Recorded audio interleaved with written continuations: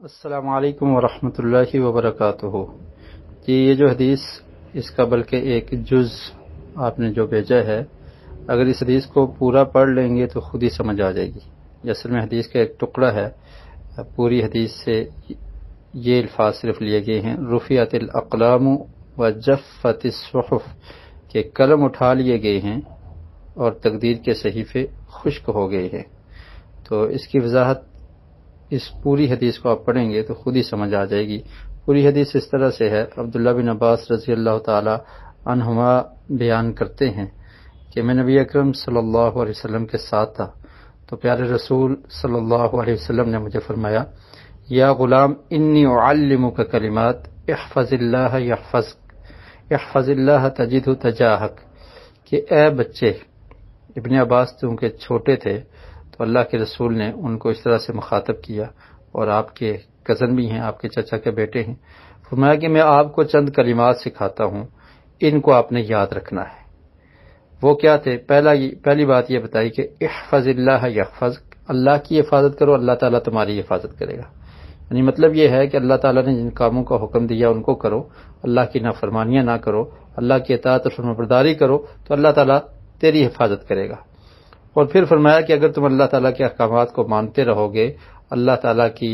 حفاظت کرو گے، مطلب یہ ہے کہ اللہ تعالیٰ نے جن کاموں کا حکم دیا ان کی تم حفاظت کرو گے تو تم اللہ کو اپنے سامنے پاؤ گے۔ اور پھر دوسری نصیحت یہ کی، اذا سألت فاسأل اللہ، کہ جب بھی آپ نے سوال کرنا ہے تو صرف اللہ سے کرنا ہے، وَإِذَا اسْتَعَنْتَ فَاسْتَعِنْ بِاللَّهِ، اور جب آپ نے مدد مانگنی ہے تو صرف اللہ سے مانگنی ہے۔ اور پھر اس کے بعد فرمایا کہ وَعْلَمْ، عبداللہ بن عباس آپ جان لیجئے، ان الامۃ لو اجتمعت علی ان ينفعوک بشیء لم ينفعوک الا بشیء قد کتبہ اللہ لک، کہ اگر پوری امت جمع ہو جائے اور آپ کو کوئی نفع دینا چاہے، کوئی فائدہ دینا چاہے، تو وہ تجھے کوئی فائدہ نہیں دے سکتی سوائے اس فائدے کے جو اللہ رب العالمین نے تیرے لیے تقدیر میں لکھ لیا ہے۔ یعنی پوری امت جمع ہو کر تیرے لیے فائدے کا کوئی کام کرنا چاہے، تجھے کوئی نفع دینا چاہے، تو وہ نہیں کر سکتی سوائے اس نفع کے جو اللہ رب العالمین نے تقدیر میں آپ کے لیے لکھ لیا ہے۔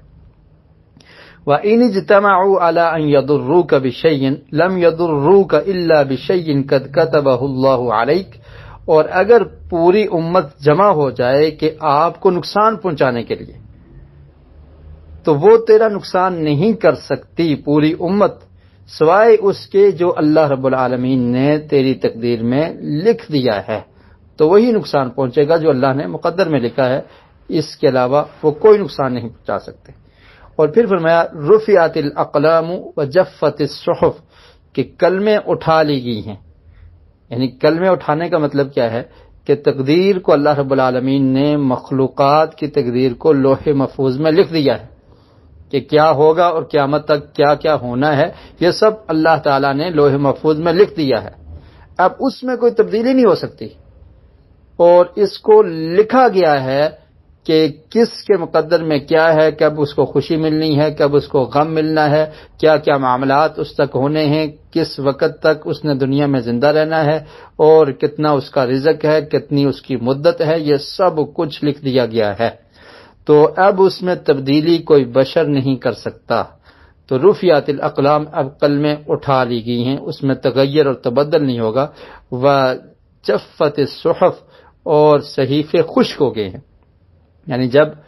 قلم کو لکھ لیا، قلم سے لکھا گیا، اب دوبارہ اس میں لکھنے کی بھی گنجائش نہیں، کوئی زیادتی نہیں ہو سکتی، کوئی کمی نہیں ہو سکتی، اور جو لکھا ہوا ہے وہ پکا ہو گیا ہے، اب وہ خشک ہو گئے ہیں اور یہ پکا ہو گیا ہے، اس میں کوئی تغیر اور تبدل نہیں ہو سکتا۔ تو یہ حدیث بڑی عظیم حدیث ہے کہ اس میں نبی اکرم صلی اللہ علیہ وسلم نے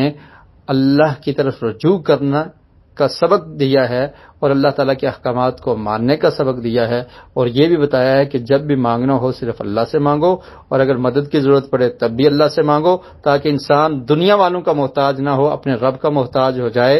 اور دوسری بات یہ سمجھا دی کہ یہ جو تم ڈرتے ہو نا فلاں نقصان پہنچا دے گا، فلاں مجھے فائدہ دے دے گا، اور اسی کشمکش میں لگے ہوئے ہو، تو اس کی کوشش نہ کرو، بلکہ اللہ پر بھروسہ اور توکل کرو، وہی سب کچھ کرنے والا ہے، وہی دینے والا ہے۔ یہ لوگ کچھ نہیں کر سکتے اللہ کے حکم کے بغیر،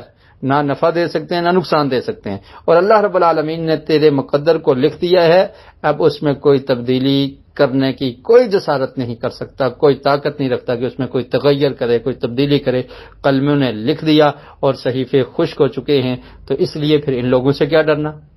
ان لوگوں پر کیا بھروسہ کرنا، ان کی طرف توجہ کرنے کی کیا ضرورت ہے، بلکہ جو خالق ہے، جو مالک ہے، اس کی طرف توجہ کی جائے، اسی پر بھروسہ کیا جائے، اسی کا خوف دل میں ہو اور اس کے لیے ہی اپنی زندگی بسر کی جائے۔ واللہ اعلم بالصواب۔